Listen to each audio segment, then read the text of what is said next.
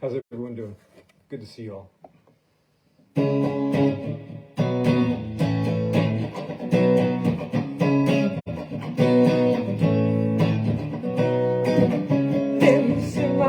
Out of here, said the Joker to the thief. There's too much confusion. I can't get no relief. Businessmen, they drink my wine, down and dig my earth. None will ever on the vine. Nobody of it is worth. Hey, if anyone has guitar, you can do the solo part.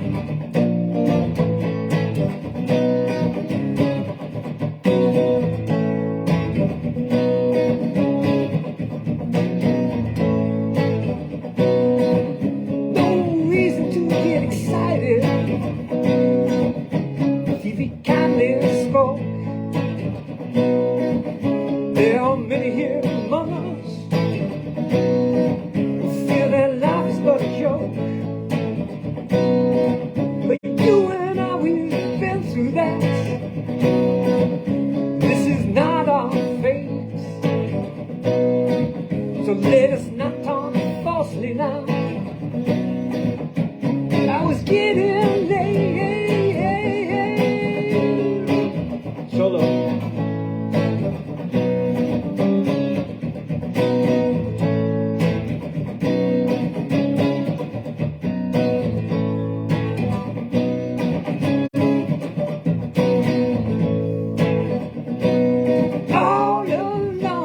Watchtower,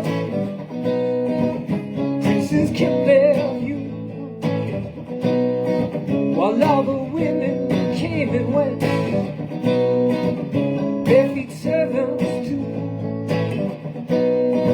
Outside in the cold distance, a wildcat being proud, because got a wildcats in England. Little riders were approaching. We begin to hide. Okay, who's gonna add the howling guitar solo?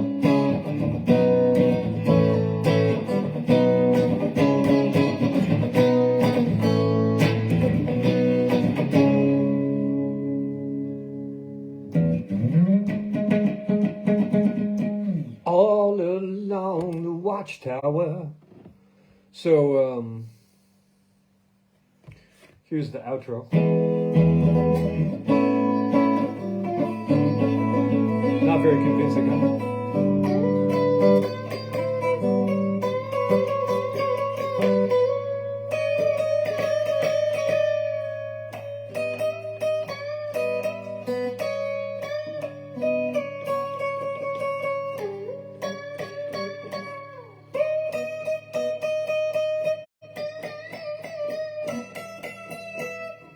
You see? Or you hear? So that was All Along the Watchtower, written by Bob Dylan.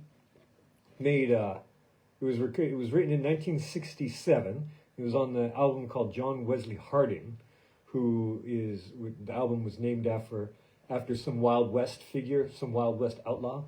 And then it was made renowned by James Marshall Hendrix, who covered it and released it on the Jimi Hendrix Experience album 6 months later, in 1968. And what was I going to say about that? Oh, there's some people say that it's influenced by events in the book of Isaiah, chapter 21, verse 5 to 9. It echoes lines in the books of Isaiah. And what they say is that after Hendrix recorded it and released it, when Bob would perform it, that he changed his performance to match more Jimmy's interpretation. So it's sometimes called a cover of a cover when the original author writes it. And speaking of, so that goes along with the Money theme song, because there's one line in there, which is, what is it? Businessmen, they drink my wine. Plowmen dig my earth. Oh, I thought there was something about dough. I thought there was something about taking money. Okay, well, anyway, never mind. But I was listening to the Rainbow Bridge live concert today on the Tube of Views, and so that's what influenced me to pick a James Marshall Hendrix song to play for you all today.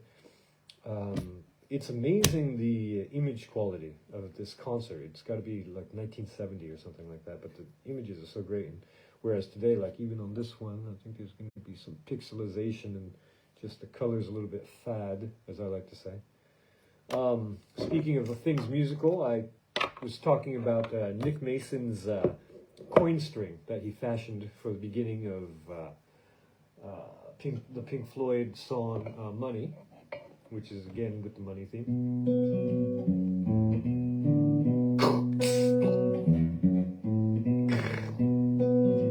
You know that part. And so I wanted to make one myself. You can look on the Wikipedia page for that song.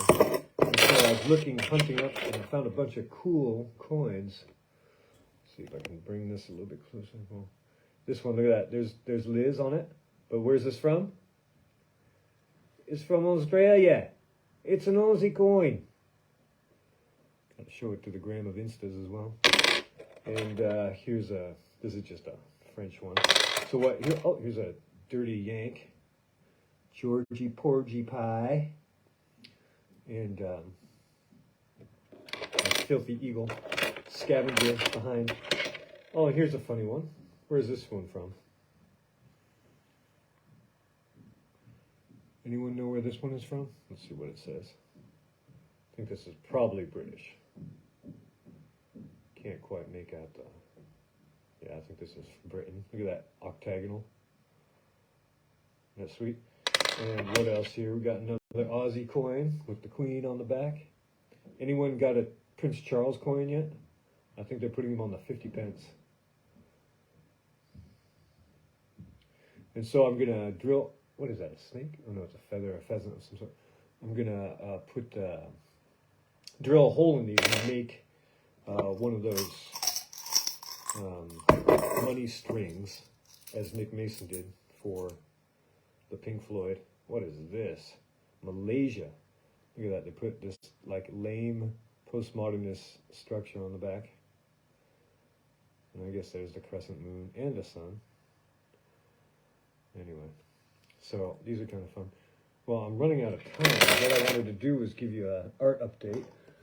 Yesterday I began, in anticipation of creating some more works for a new gallery, I started to do what I like to call a palimpsest collage.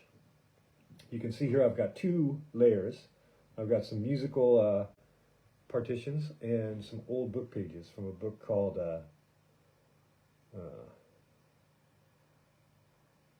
I don't know if I can't read that title in here. What's it called? Well, anyway, I think that's the name of the chapter. Anyway, so you can see I've got two layers on there. I'm going to end up doing four. The next layer I'm going to put on is some blueprint, or more accurately, diazoprint. And then a final layer of book pages again, but from a different book. Now, the color, see here where it's a little bit paler and a little bit more opaque. I've got to sand that down.